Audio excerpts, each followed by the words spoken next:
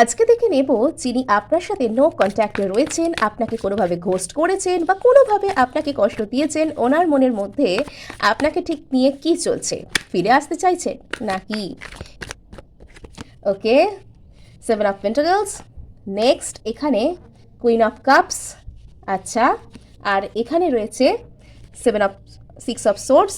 Okay, 5 of wands. আচ্ছা, এই মুহূর্তে না এই মানুষটার এই সিচুয়েশনটা একটু হলেও বার্ডেনসাম মনে হচ্ছে।